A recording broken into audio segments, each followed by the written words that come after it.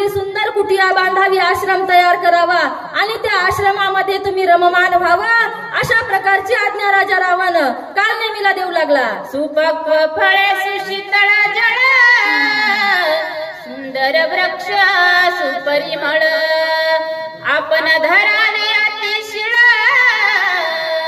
गोलांगुळ विंगुतावया. अशा प्रकारे असणारे म्हणजे तुम्ही तिथे काय करायचं, एक सुंदर नंदनवन तयार करायचं, मायावी. तिथे नाना प्रकारचे वृक्ष तयार करायचे, फलांनी फुलांनी भरलेले असावेत, नाना प्रकारचे पक्षी असावेत आणि खूप छान असं सुंदर असणारा एखादा तलाव निर्माण करायचा आणि त्याच्या काठावरती म्हणजे आपला आश्रम तयार करायचा आणि तिथे तुम्ही राहायचं आणि मारुतीराय आल्याच्या नंतर त्यांचं मन तिथेच गोवून टाकायचं, अशा प्रकारची आज्ञा राजा रावण देऊ लागला. निष्ठा दाबावी ब्रह्मज्ञान, कथेसी वर्णावा रघुनंदन, तेने त्यासी सुख गहन, कपिनंदन विंगुतेल. आणि म्हणले तुम्ही मारुतीराय आल्याच्या नंतर काय करायचं आहे, आपण म्हणले स्नेहाने भरून उरलेले असावं, अशा प्रकारची वर्तणूक करायची आणि मुखामध्ये सदा रामनामाचं चिंतन करायचं, कारण की मारुतीरायाला रामनामाचं चिंतन खूप आवडते आणि रामनामामध्ये सदा रत होऊन राहायचं. अशा प्रकारची वरवर भक्ती तुम्ही हनुमंतरायाला दाखवायची, म्हणजे जेणेकरून हनुमंतराय तुमच्या त्या वरवरच्या भक्तीला भारावून जातील, अशा प्रकारची आज्ञा देऊ लागले. आतिथ्य करावे हनुमंत, सुरस सांगावी रामकथा, जेने गुंती पडे कपिनाथ, ते सर्वथा करावे. आणि म्हणजे तुम्ही काय करायचं, आणि रामनामाचा जयघोष करायचा, रामनामाची कथा हनुमंतरायाला सांगायची, कारण हनुमंतरायाला तेच प्रिय आहे. जे तुम्ही सांगाल ते तो ऐकायला तयार होईल, कारण रामनामाचा जिथे जयघोष होतो तिथे मारुतीराय रममान होतात. मग इकडे यायचं ते नाव सुद्धा घेणार नाहीत, अशा प्रकारचं मारुतीरायावर मायाजाळ फेकायचं, अशा प्रकारची आज्ञा राजा रावण काल नेमीला देऊ लागला.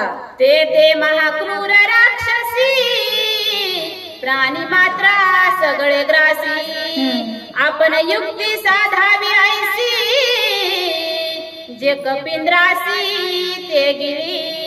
अशा प्रकारे असणारे म्हणजे तिथे आधीचेच राक्षस आहेत मायावी, परंतु ते दुसऱ्या जीवाला घेतील. परंतु तुम्ही जाऊन म्हणजे मारुतीरायाला जसं आपल्या मोहामध्ये पाडून घ्यायचं आणि कसं त्यांचा तिकडे निपात करायचा याचा विचार फक्त तुम्ही तो करायचा म्हणले, अशा प्रकारचा राजा रावण काल नेमीला सांगू लागला. औषधी समीप सविस्तर, जळे संपूर्ण सरोवर, सुंदर कमळी मनोहर, तेथ कपिंद्र गोवावा. अशा प्रकारचं म्हणजे जिथे औषधी आहेत तिथे तुम्ही सुंदर प्रकारचं तळ निर्माण करायचं, त्याच्यामध्ये कमळ निर्माण करायचे आणि सगळे काही त्यांच्या मनाला रम्य वाटावं असं वातावरण तयार करायचं आणि मारुतीरायाला तिकडेच बांधून टाकायचं, अशा प्रकारची आज्ञा राजा रावण देऊ लागला. गमन करोनी शीघ्र गती, सर्व प्रकारे असे शक्ती, जेने मरण पावे मारुती, ते स्थिती साधावी. अशा प्रकारे म्हणजे तुम्ही लवकरात लवकर जायचं, मारुतीराय जायच्या अगोदर तुमचं सगळं नियोजन तिथे बरोबर लागावं, अशा प्रकारे तुम्ही इथून मनोवेगाने जा आणि सगळं नियोजन तिथे बरोबर लावा. आणि जर मारुतीराय असं नाही नाटोपला तर त्यांचा निपात करून त्यांचा प्राण सुद्धा तुम्ही घेऊ शकता, अशा प्रकारची आज्ञा मारुतीराय काल नेमीला राजा रावण देऊ लागले. मी तुझ सांगो कपट गती, तव तू केवळ कपट मूर्ती, तेथ माझी कायसी युक्ती, सर्वथा मारुती मारावा. आणि म्हणजे मी तुला कपट सांगत आहे, त्याच्यापेक्षा 10 पटाने कपट तुझ्या पोटामध्ये अगोदरच तयार आहे. म्हणजे मी सांगायची गरज नाही, कारण तू मी जिथे शिकतो तिथला तू सिनियर आहेस, तुला कपट सांगावं असं मला काही वाटत नाही. तू तुझ्या मनाने तुला जसं जमेल तसं युक्ती प्रयुक्तीने कपट करावं आणि मारुतीरायाला तिथे गोवून टाकावं, अशा प्रकारची आज्ञा राजा रावण देऊ लागला. मरण पावल्या हनुमंत, सौमित्र मरेल त्वरित, मरण पावेल रघुनाथ, दोघे मृत्यू जानोनी. अरे म्हणले तिकडे राजा हनुमंतराय जर मेले तर इकडे सूर्योदय झाल्याच्या नंतर लक्ष्मण मरेल आणि लक्ष्मण मेल्याच्या नंतर रामाला मारायची गरज पडणार नाही, राम आपोआपच मरेल. या दोघांसोबत मला युद्ध करावं लागणार नाही, बिना युद्धाचे हे तिघही मरून जातील, मग आपला कोणी शत्रू राहणार नाही, अशा राजा रावण काल नेमीला सांगू लागले. मरण पावल्या रघुनंदन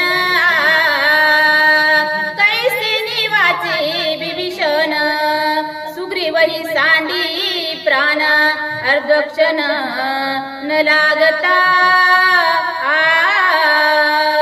राम मेल्याच्या नंतर म्हणले त्यांची सगळी प्रजा सुद्धा मरेल, विभीषण मरणार आणि सुग्रीव सुद्धा मरणार, नळनीळ अंगात जागवंत यांना तर काही गरजच लागणार नाही म्हणले. मग आपल्याला युद्ध सुद्धा करावं लागणार नाही, बिना युद्धाचे आपले शत्रू मारले जातील आणि आपला विजय होईल, अशा प्रकारचा राजा रावण बोलू लागला. नळनीळ अंगद जांबुवंत जुत्पती मराठी समस्त एवढा साधेल कार्यार्थ जरी हनुमंत मारिला. अशा प्रकारे म्हणले फक्त हनुमंत मारला तर सगळी प्रजा मरेल, कारण इकडे विष द्यायची गरज नाही, म्हणजे इकडे गुळ खाला तरी मरतील, मग तू फक्त काय करेल तिकडे हनुमंतरायाचा प्राण घे, अशा प्रकारची आज्ञा राजा रावण देऊ लागला. मनाने धरले दोन्ही चरण देईन अर्धराज अन्युन चिंता सागरी बुडता पूर्ण तारू आपण स्वयंभावी. अरे म्हणले मी काय करणार आहे, तुम्ही जर हनुमंतरायाला मारलं तर माझं अर्ध राज्य तुम्हाला देईल, कारण मी या चिंतेमध्ये माझं हे